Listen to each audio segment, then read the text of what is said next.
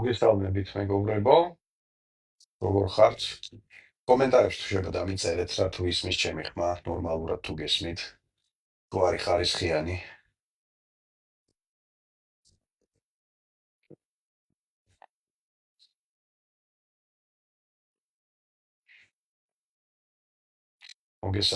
მოგესალმებით, დიდი ხანი არ გქონია აქ ლაივი ქართულ ენაზე.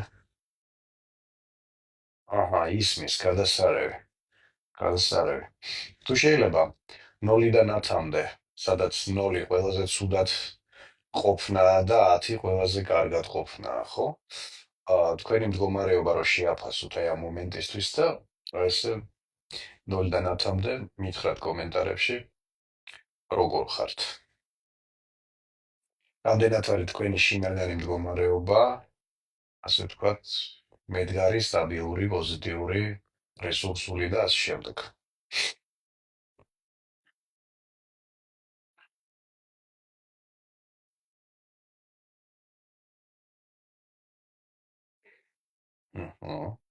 აბა, დამიწერეთ. 7, ოკეი. 3, სამი ცოტა. აშკარად.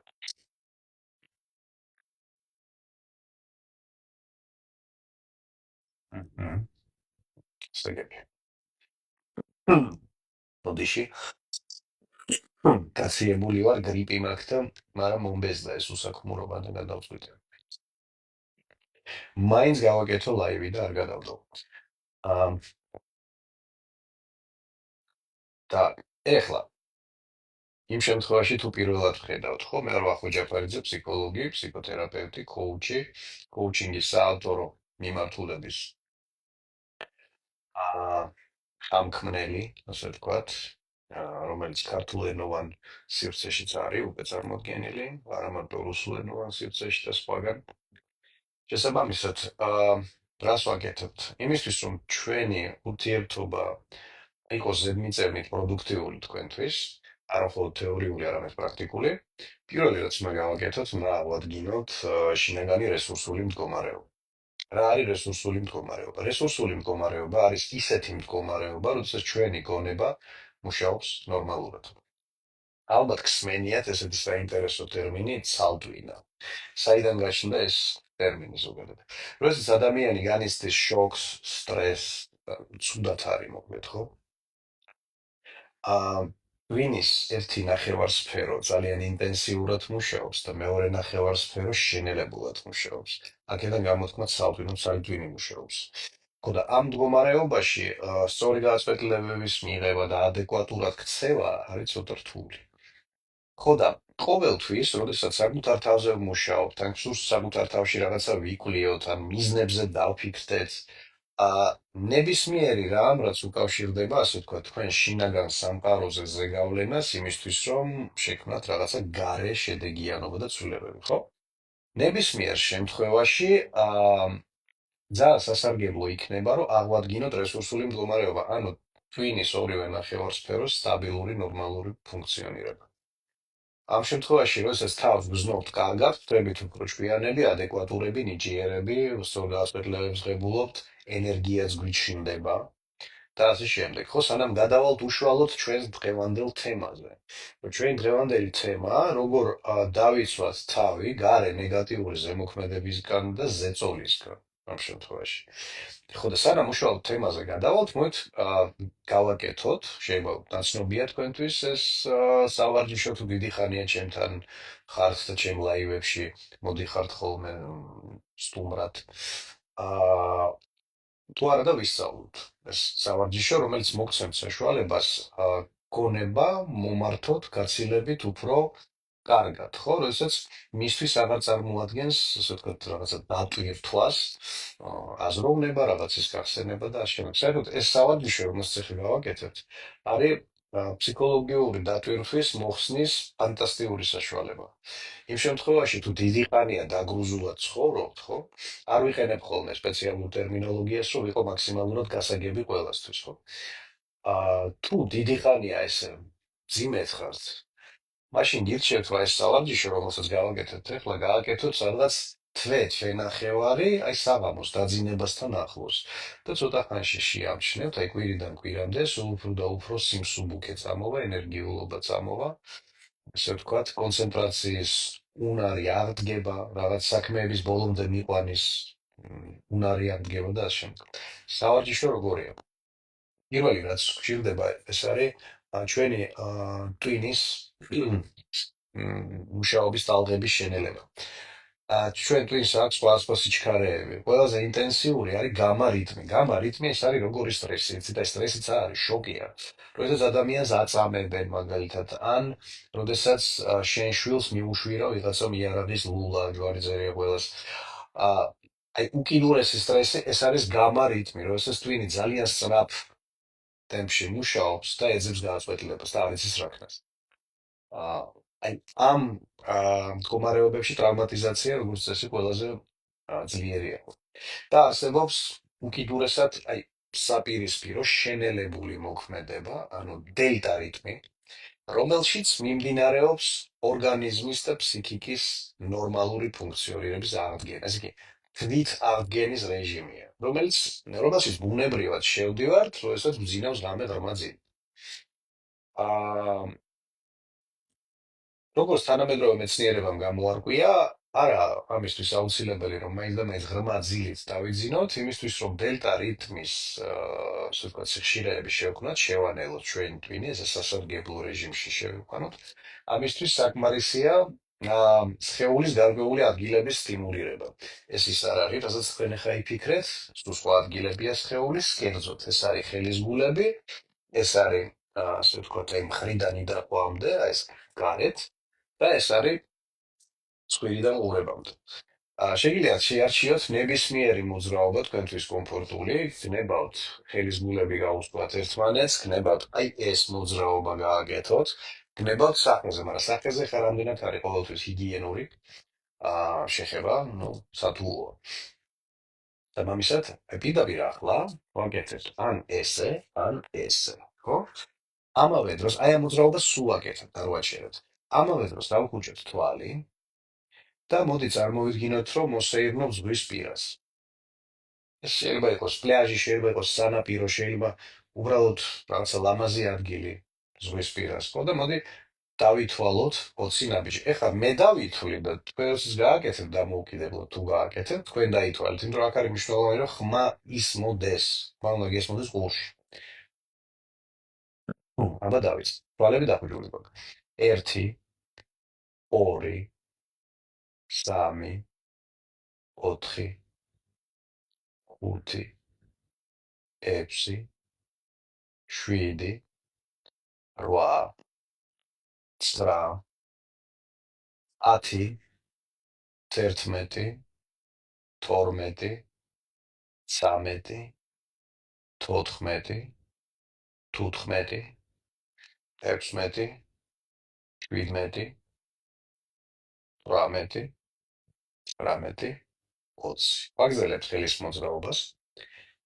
ეხლა გაიხსენეთ რამე სასიამოვნო პოზიტიური მოგონება. არ აქვს მნიშვნელობა, რომ რა პერიოდიდან, გინდა ბავშვობიდან, გინდა მოზარდობიდან, გინდა სტუდენტობიდან, გინდა მერე, ხო? აი როდესაც თავს გრძნობდით კარგად, და წარმოიდგინეთ, რომ ისევ იმ სიტუაციაში ვართ. იგივეს ხედავთ, იგივეს გრძნობთ, იგივე გესმით. და აი მიაქციეთ მოგდობა სხეულში, სად წამოვიდა ეს შეგრძნება. ხო, შეიძლება მთელ სხეულში წამოვიდა, შეიძლება იმდენად ძლიერად არა, მაგრამ მაინც იგრძნობა რაღაცა პოზიტიური შეგრძნება მთელ სხეულში, ან შეიძლება რაღაცა ადგილას სხეულში, ხო, რაღაცა ადგილებში. ეხლა წარმოიდგინეთ, რომ აი ამ შეგრძნებას სხეულში აქვს რაღაცა ლამაზი ფერი, ან რაღაცა ფერის არის რა ეს პოზიტიური ენერგია. და ეხლა წარმოიდგინეთ, რომ ეს ფერი ეს ძალიან სწრაფად უცებ გავრცელდა მთელ სხეულში, აი ყველა უჯრედამდე მივიდა. და ეხლა წარმოიდგინეთ, რომ ორჯერ უფრო კაშკაშა გახდა ეს ფერი, ხო? ორჯერ უფრო, ასე ვთქვათ, ინტენსიური. მიაქციეთ ყურადღება, რომ შეგრძნებამაც მოიმატა პოზიტიურმა შეგრძნებამ სხეულში. ეხლა წარმოიდგინეთ, რომ კიდევ ერთხელ გაორმაგდა ამ ფერის ინტენსივობა და მიაქციეთ ყურადღება, რომ კიდევ უფრო ინტენსიურად დაგრძნობი გახდა პოზიტიური მდგომარეობა სხეულში. და ახლა წარმოიდგინეთ, რომ ვაგრძელებთ სეირნობას, თუმცა ეხლა ვსეირნობთ მაგალითად ლამაზ მწვანე პარკში. და მოდი აქაც დავითვალოთ 20 ნაბიჯი. 1, 2, 3, 4, 5, 6, 7, 8, 9, 10, 11, 12, 13, 14, 15, 16,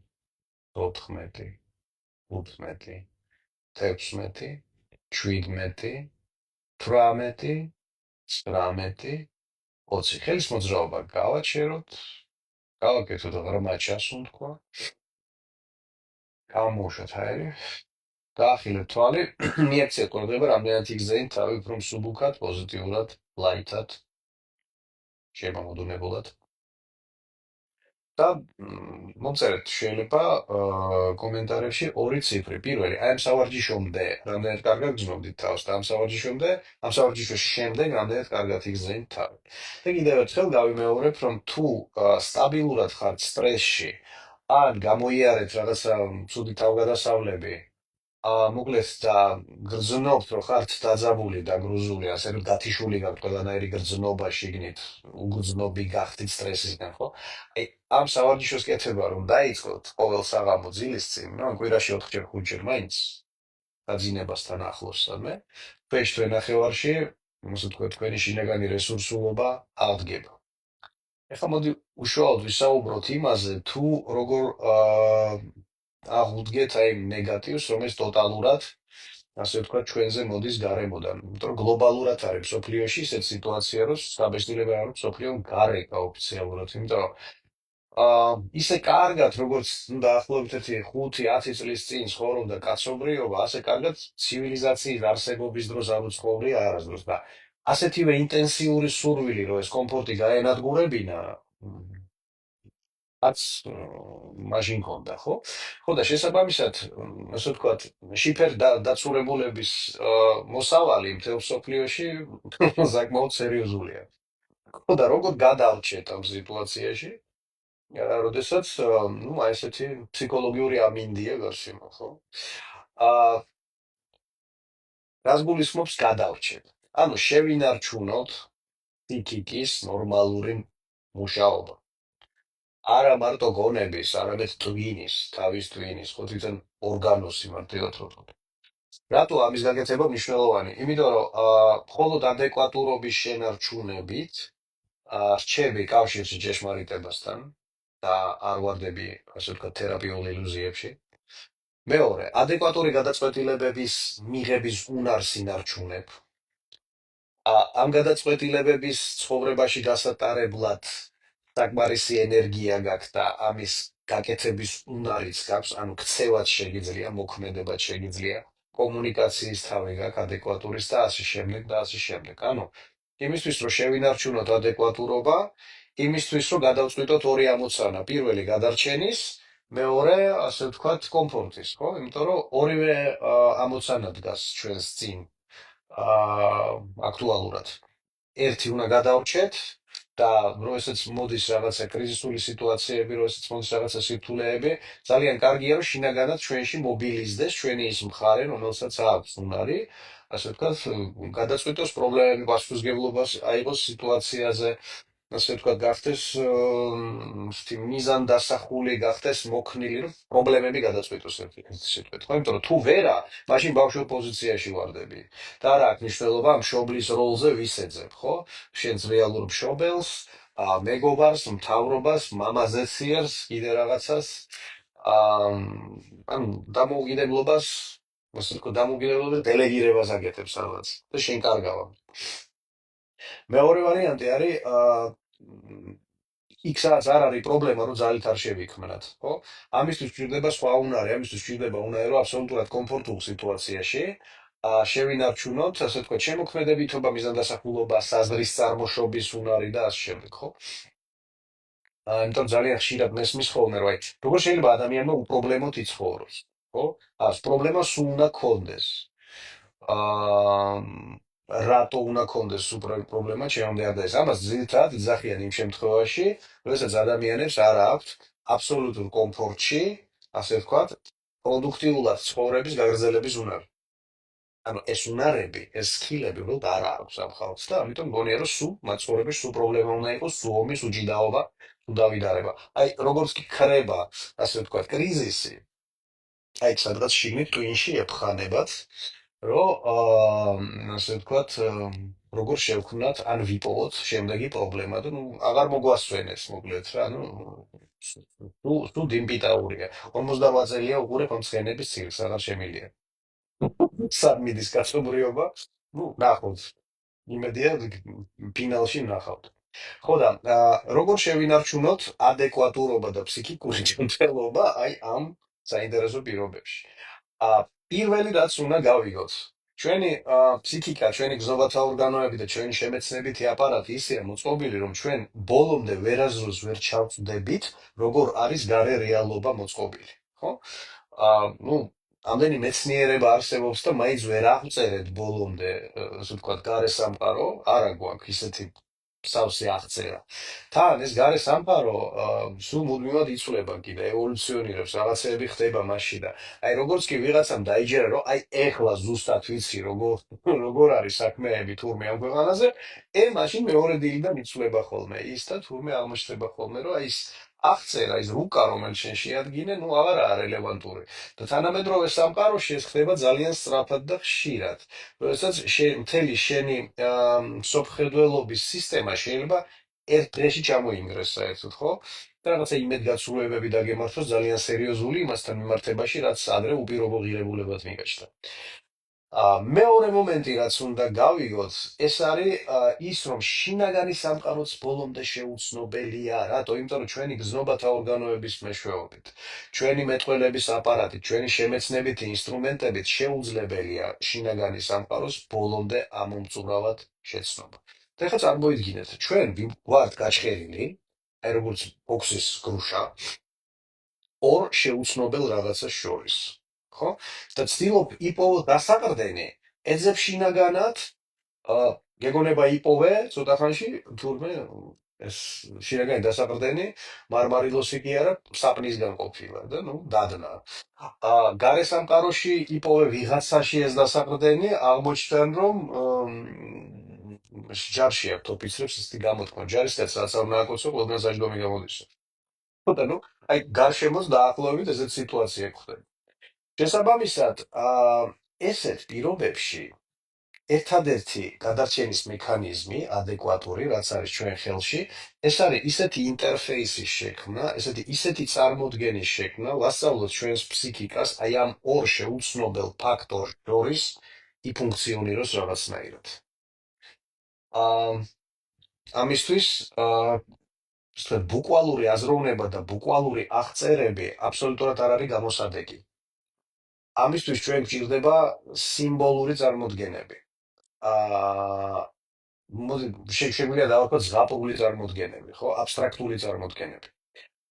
აა მაგალითად, აი მოდი ახლა დავფიქრდეთ ესეთ რაღაცაზე. აა გაიაზრეთ თუ შეიძლება აი შინაგანად თუ გაწუხებთ რამე.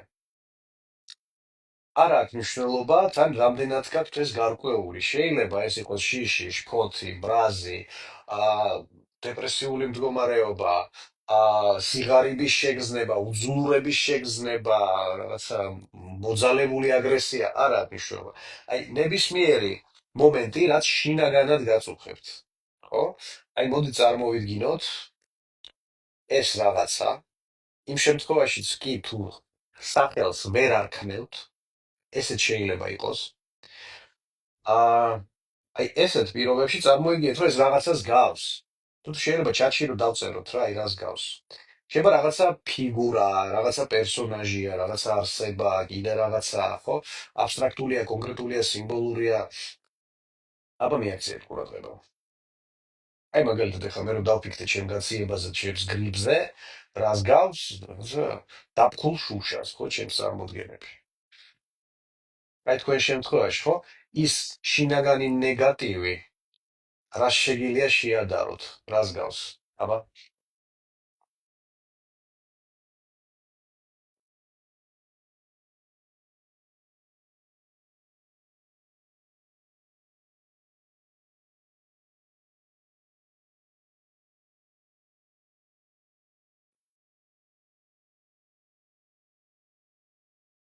აჰა.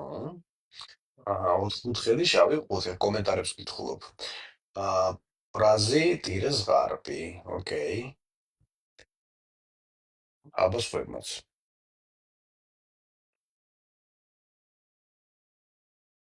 თვე პარტიზანები ნუ გაჩუმდებით ახლა.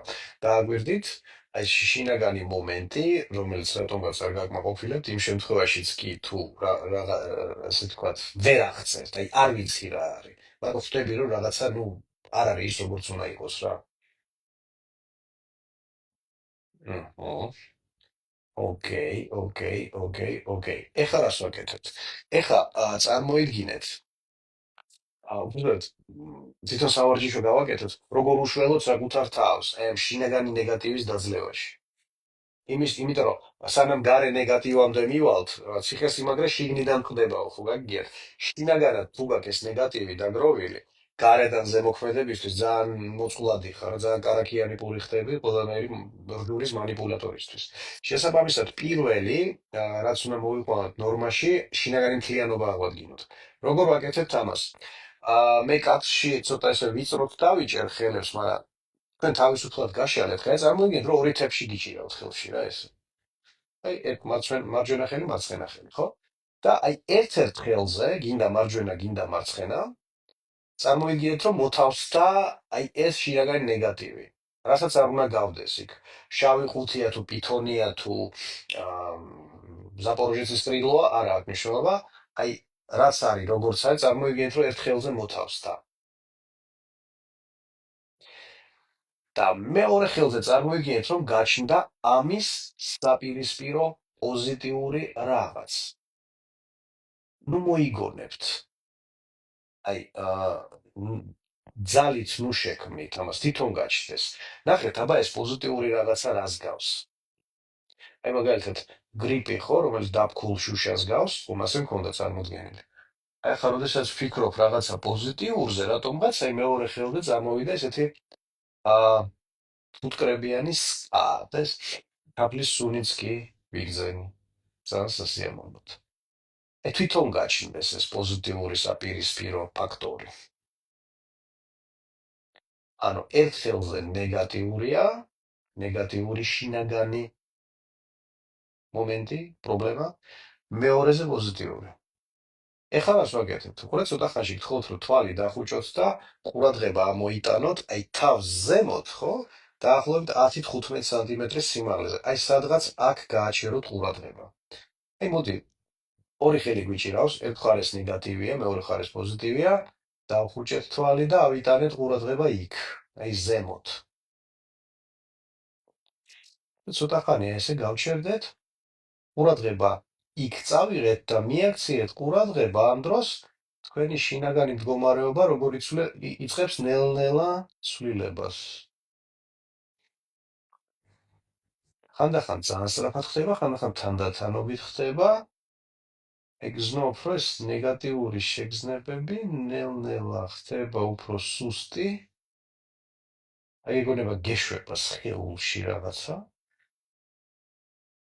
და სხეულის სივრცეს იკავებს ასევე რბილად, ნელა-ნელა თანდათანობით ეს პოზიტიური გამოსხივება. და ყურადღება გვაქვს აი თავს ზემოთ, ასე ვთქვათ, ხო, 10-15 სანტიმეტრით.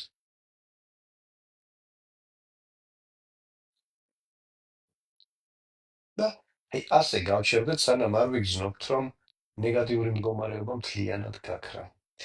შეიძლება ამას დაჭირდეს 30 წამი, შეიძლება ამას დაჭირდეს დიდი დრო. ნუ დიდი დრო რა, რამდენიმე წუთი, 10 წუთი, 15 წუთი, მაქსიმум. ნუ აჩქარებთ პროცესს, ხელოვნურად ნუ მიაწვევით, ასე ვთქვათ. აცალეთ თქვენს ფსიქიკას, რომ მან ეს ყველაფერი გადახარშოს, იმიტომ რომ ამ სამარჯიშოს პროცესში ძალიან ძლიერად იხვეწება თქვენი ემოციური ინტელექტი.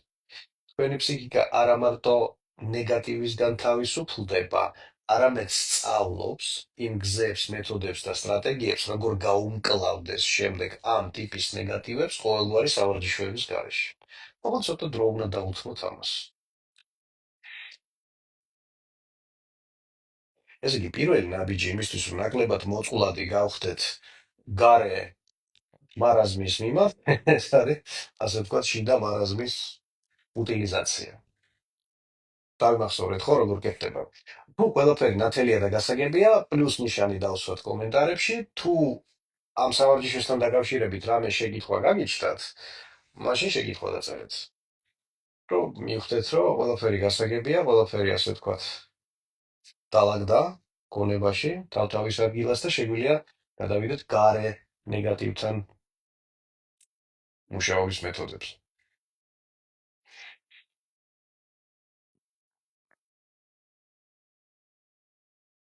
ოჰო. Так, მნიშვნელობა დაკარგა და გაქრა. მშვენიერი. იმიტომ რომ ქვეცნობიერმა იპოვა პრობლემის გადაწყვეტის გზები თვითონ. აღარ შეგაწუხებთ, ასე ვთქვათ, ამ პრობლემით. მეცინება არ გამომდის რა ვქნა. თუ გეცინებათ, ეს ნიშნავს, რომ სეროტონინი და ენდორფინი, ასე ვთქვათ, წამოვიდა. სადეთ აბა მიუბრუნდეთ იმ ნეგატივს, სავარაუდოდ აღარ გამოგივათ. როცა ესეთი ტექნიკების დროს ჩემ კლიენტებს ეცინებათ, ხოლმე ძალიან მიხარია, ეს ნიშნავს, რომ პრობლემის გადაწყვეტა მიმდინარეობს ძალიან სწრაფი ტემპებით. ერთად სერიოზული სიფათით ამ რაღაცეების კეთება ცუდია.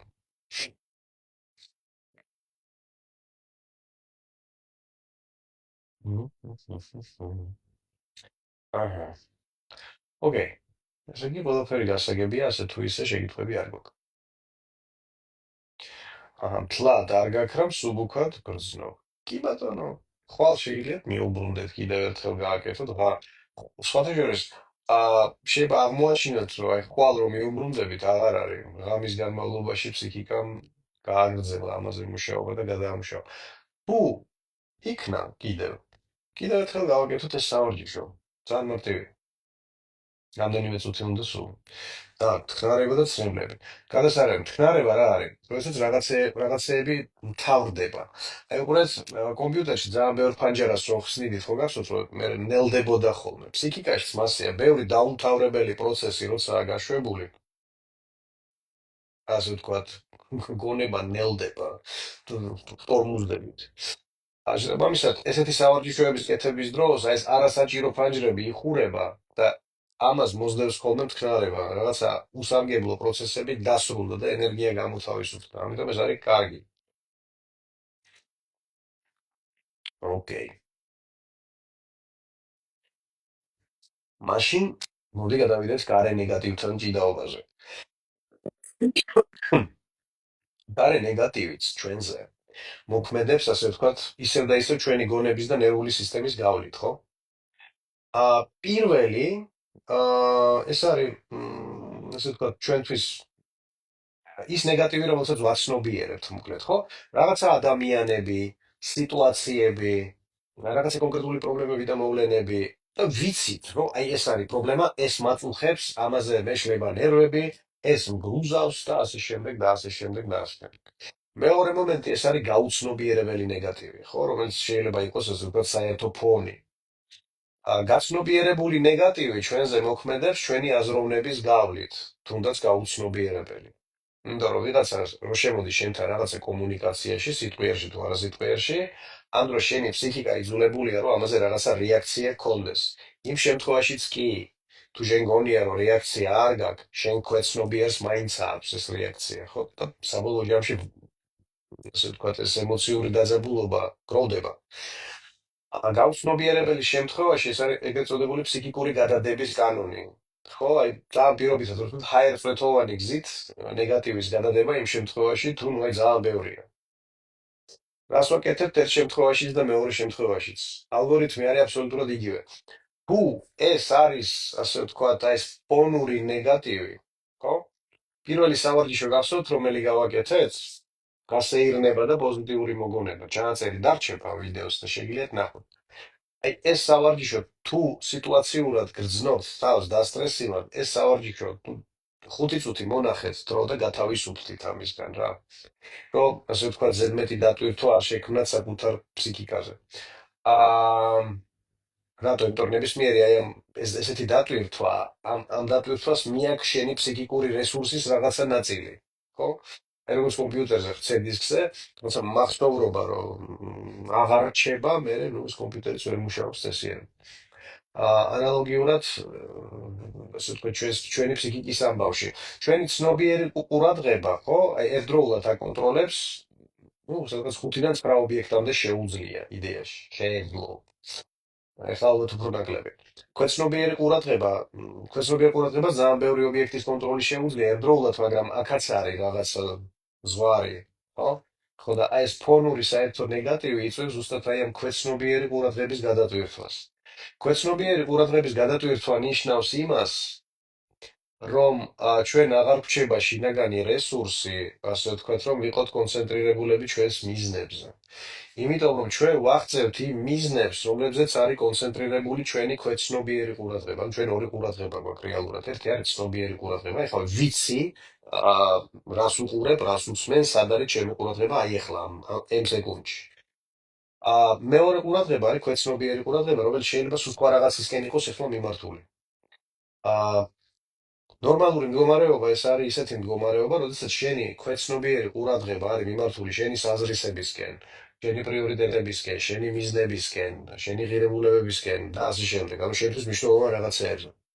პრობლემა იმაშია, რომ ეს ძალიან დიდი რაოდენობით ნეგატივი აიძულებს ამ ქვეცნობიერ ყურადღება ესე გიჟივით იტრიალოს. აი წარმოედგინეთ, რომ აი ლოკატორი, რომელიც ძალიან დიდი სისწრაფით ტრიალებს და წვავს n რაოდენობით ენერგიას და შეიძლება თვითონაც გადაიწვევს ბოლოს. ეს იწვევს არანორმალურ გადაღლას. ეს იწვევს იმას, რომ აი ღამე წვების საწოლში დაღლილი ხარ მთელი დღე რაღაცეები აკეთე, იცი რომ დაღლილი ხარ, მაგრამ ვერ იძინებ, იმიტომ რომ ტვინს ვერ აჩერებ. რატო? იმიტომ რომ ქვეცნობიერი ყურადღება ისეთი რაზგონით არის დაქოქილი, აი ამ ნეგატივზე რეაგირების გამო, რომ ასე ვთქვათ, თვითონ ვერ არჩევდება. რას ვაკეთებთ ამ შემთხვევაში? ნუ პირველი, აი ეს რესურსული მდგომარეობის აღდგენის სავარჯიშო, ხო, რომელზეც უკვე ვთქვით, რითაც დავიწყე. მეორე, ანალოგიურად, გვახსოვს ხო ეს მომენტი, რომ როგორც გარე სამყარო არის ბოლომდე შეუცნობელი, ისე შიდა სამყარო არის ბოლომდე შეუცნობელი. ამიტომ რას ვაკეთებთ? მოდი დავფიქრდეთ ახლა. შეიძლება ეს არის ადამიანი, შეიძლება ეს არის სიტუაცია, შეიძლება ეს არის ადგილმდებარეობა, შეიძლება კიდე რაღაცა. აი ის, რაც გარედან აღიქმება თქვენს მიერ როგორც ნეგატივის წყარო. მოდი აბა აქაც დავფიქრდეთ, ეს რას გავს? აი ვინ კონკრეტულად ვინ არის? აი ეს იქიდან წამოსული ნეგატივი, ადამიანისგან, სიტუაციისგან არ არის მნიშვნელოვანი. რას გავს? აი რა შეიძლება შეადარო ხატოვნად ისე, ხო? აი მაგალითად ჩემი გრიპის შემთხვევაში, რომ გავაგზავნოთ ეს თემა, აი ეს გარედან მოსული რაღაცა ვირუსი გაუგებარი, რა შემიძლია შევადარო? აი მაგალითად ეხლა გონებაში მომდის რაღაცა ჭუჭყიანი ფერის ღრუბელი. ამ თქვენს დააკვირდით, შეიძლება კომენტარებში დაწერეთ, აი ეს გარე ნეგატივი. არ აქვს მნიშვნელობა, ოფლაინ არის, ონლაინ არის, ადამიანებიდან, სიტუაციიდან, ასტროლოგიური პერიოდიდან არ აქვს მნიშვნელობა, ასე ვთქვათ, თვითონ წყაროს. უბრალოდ რას გავს, დააკვირდით.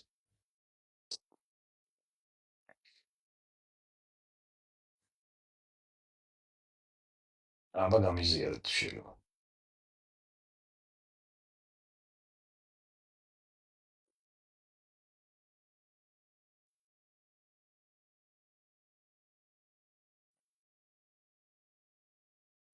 აბა წავიკითხოთ. მაკინჩ თოჯინას. ოკეი. ანუ კიდე პრესი ჭლეტა ხრჩობა. კი ბატონო.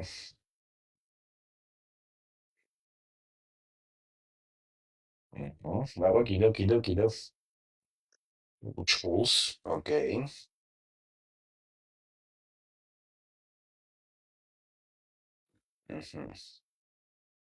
ჭარჭობილ მახათებს. კი მინდა ვიკითხო სად, მაგრამ ბათო. გუსარი молчать. ტალახს. ოკეი. მოგლეთ. აქვს რაღაცა სიმბოლური შესახედაობა. უყურეთ რაშია პრობლემა.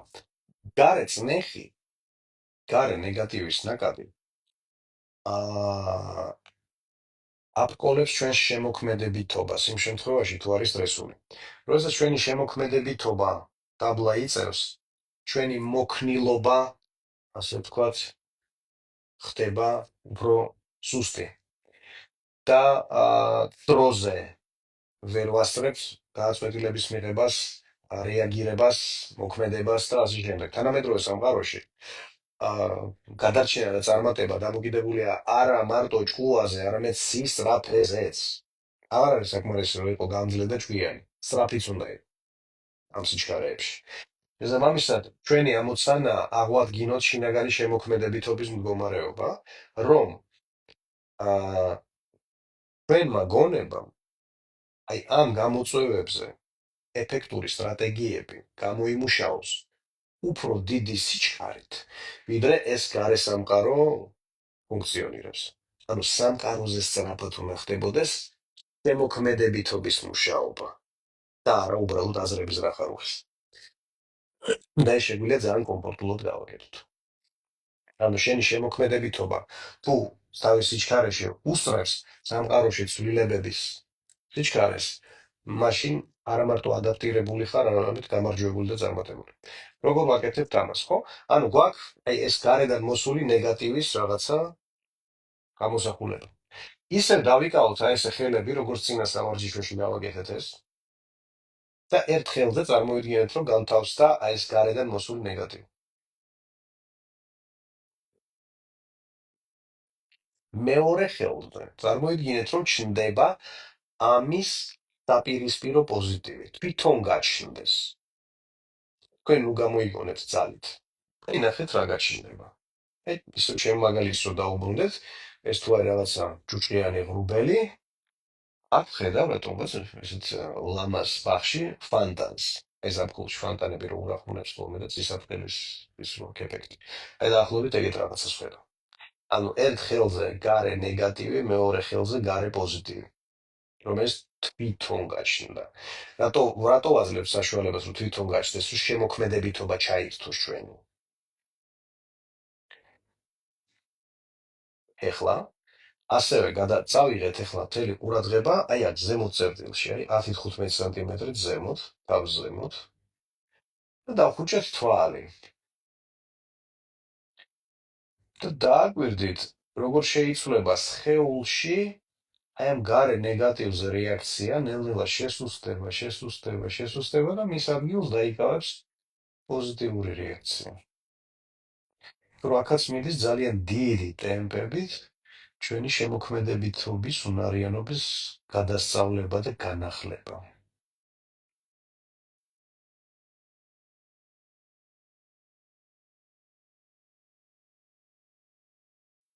მე ფიზიკურად იგრძნობთ რაღაცა მომენტში სხეულში, რომ აი ამ გარედან წნეხის შეგრძნება აღარ არის.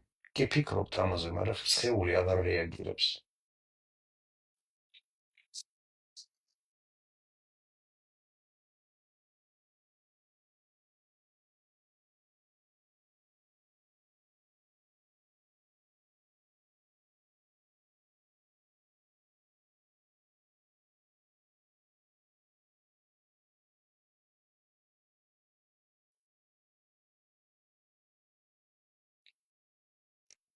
თანდათან სწრაფად მიდის ესეც, თანდათან ესე ნელა პორცია-პორცია. რაღაცა მომენტში იგრძნობთ, რომ ამ ნეგატივზე კი ფიქრობთ, მაგრამ სხეულში გამოძახილი აღარ აქვს. თუ სხეული აღარ რეაგირებს, ესე იგი აზროვნებად შეიცვალა. თქვენმა გონებამ, ქვეცნობიერ დონეზე იპოვა, შექმნა, გამოიმუშავა, ასე ვთქვათ, ამ გარედან მოსული შხამის ანტიდოტი, ხო? ამის საწინააღმდეგო საშუალება. თან ისე კარგად გააკეთა ეს, რომ აღარ მოგეთხოვება შენ, რომ აი ამაზე დაფიქრდე, ეხლა მე რაღაცა უნდა წარმოვიდგინო, ეხლა მე რაღაცა საზრისები უნდა შევქმნა. არა, ავტომატურ რეჟიმში გააკეთებს თქვენი გონება. ეს ფსიქიკის დაცულობას არანორმალურად ამაღლებს. აი ეს პრაქტიკა რო აკეთოთ რამდენიმე კვირის მანძილზე, შიდა ნეგატივი ჯერ, მერე გარე ნეგატივი, შიდა ნეგატივი, გარე ნეგატივი. ორ-სამ კვირაში აღმოაჩენთ, რომ იმდენად ძლიერი და დაცულია თქვენი მთლიანობა, ხო? რომ აი ამ თქვენს ენერგიულობას, ადეკვატურობას, მიზანდასახულობას და ასე ვთქვათ, საკუთარი გზით სიარულს ვეღარაფერი ემუქრება.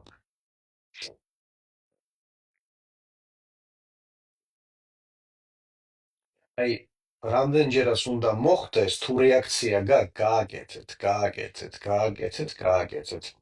შეიძლება გავარჯიშება ჭირდება ცოტა ფსიქიკას, იმიტომ რომ ბევრია. მაგრამ რაღაცა მომენტში ადამიანებს თანთან აი ამაზე ხო შეიძლება თვეები იმუშაო რა, მე ორ კვირაზე მეტი ვერავინ ვერ ნახე ჯერ დაჭირვებოდა. აი ეს პრაქტიკა იმისთვის რომ მოიყვანოს საკუთარი თავი, ისე ასე ვთქვათ, საკუთარი მთლიანობის ძალიან დიდი დაცულობის რეჟიმში.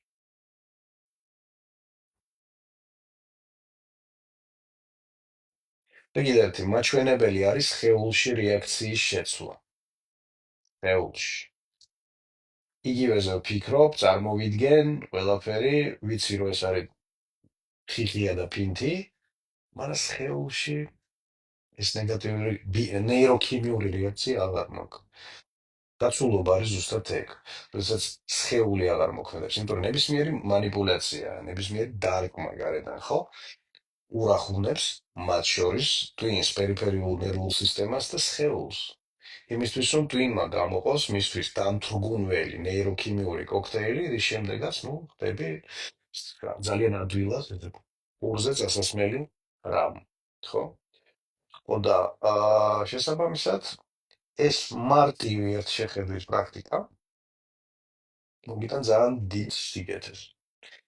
იმ თვალსაზრისით, რომ ნებისმიერი კრიზისული სიტუაცია, ნებისმიერი გაურკვევლობის სიტუაცია, ლოკალური, გლობალური არ აქვს მნიშვნელობა, აა ადეკვატურობა შეინარჩუნებთ, გონების, ასე ვთქვათ, ნორმალურ მოქმედებას, სიცხადეს შეინარჩუნებთ, მიიღებთ სწორ გადაწყვეტილებებს და საბოლოო ჯამში შეძლებთ იმის განხორციელებას, რასაც გეგმავთ. ოკეი, აი ეს იყო რისი თქმაც მინდოდა. თუ გვაქვს რაიმე შეკითხვა გვაქვს, ალბათ კიდე 5-7 წუთი, რაიმე შეკითხვები თუ დაგჭათ, მომწერეთ. შეკითხვები თუ არ გაქვს და მომწერეთ ერთადერთამდე რამდენად ახალი აქტუალური ღირებული და სასარგებლო იყო ის, რაზეც ვისაუბრეთ. თუ გაქვს შეკითხვები, გიპასუხებ თუ არა და რომ ის ადრადეგებში რომ შემოსაყვანილი ციტატა ხო გახსოვთ? დასასრულისკენ იცეკვეთ თქვენ უდიდებულებს.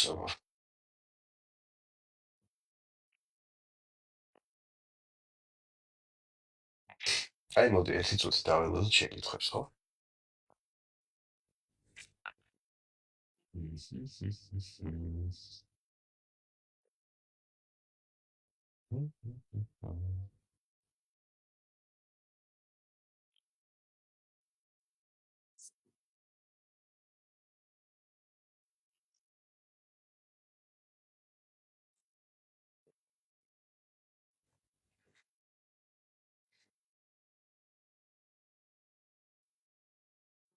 Mhm. გადასარევი, ესე იგი უნდა ვივარაუდოთ, რომ შეკითხვები არ გვაქვს, ყველაფერი გასაგებია, გამოიყენეთ, შესაძლებლებს ასწავლეთ, ვინც ძალიან დასტრესილია, გაუზიარეთ ეს ვიდეო, ჩაუგდეთ, ხანდახან უბრალო მოსმენითაც კი, ფსიქიკა, როგორ რაღაცა ის, აა, რომ გაიგოს ადამიანმა, რაზე ვსაუბრობ, ფაქტობრივად გონებაში იგივე რაღაცები უნდა აკეთოს. 100%-იან ეფექტს ვერ მიიღებს მარტო მოსმენით, ხო, პრაქტიკის გარეშე, მაგრამ შვება მაინც ექნება. კეთილი და პატიოსანი, იქით კვირას შესაბამისად ეთერი გვექნება, ალბათ სადღაც შაბათ კვირას, იმიტომ რომ მივლინება მაქვს და შემდეგ, ასე ვთქვათ, გავაგრძელებთ ურთიერთობას. და რამე კურს ხომ არ გეგმავთ. ჯერ ესე კონკრეტულად გეგმავ არ მაქვს, მაგრამ რაღაცებს აშკარად გავაკეთებ. Так, ამ პროპაგანდის ნიავას როგორ გავუმკლავდეს? აი ზუსტად ისე, როგორც მოგიყევით. არანაირი ტექნიკური განსხვავება არ არის ამ შემთხვევაში. და ნეგატივის მიღების პროცესის დროს შეიძლება ამ სავარჯიშოს გაკეთება, ну თუ ხალხში ხართ იმ მომენტში, ხო? ასე ვთქვათ, დარწმუნდით, რომ სასწრაფოს არ გამოიძახებენ, ეს საზოგადოება ხო ცოტა უცნაურად უყურებს ხოლმე ეგეთ რაღაცებს და პრაქტიკებს, რომ ვიმე ეს გიჟია, რაღაცა ხელები გოუშლია, რაღაცას აკეთებს. თუ იმ მომენტში სტრესში ხარ და გრძნობ ზემოქმედებას მარტივად ერთ ხელი დაადეთ მეორეს, აი ეს ნამდვილად არ აღძრავს არავისში არანაირ ეჭვებს. ნუ ხელები გამიცივ და ვითხოვ. აი ამის სტიმულაცია გააკეთეთ, სანამ იმ სიტუაციაში ხართ, რომ ტრავმა არ მიიღოთ.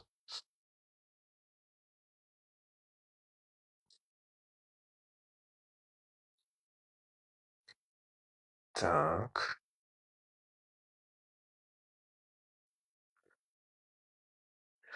შეიძლება რომ სხვა დროს ისაუბროთ უმოქმედობის თემაზე, აი გონებაში რომ იცი თეორიულად და როგორ უნდა გააკეთო, მაგრამ ქმედებაში ვერ გადაგავს.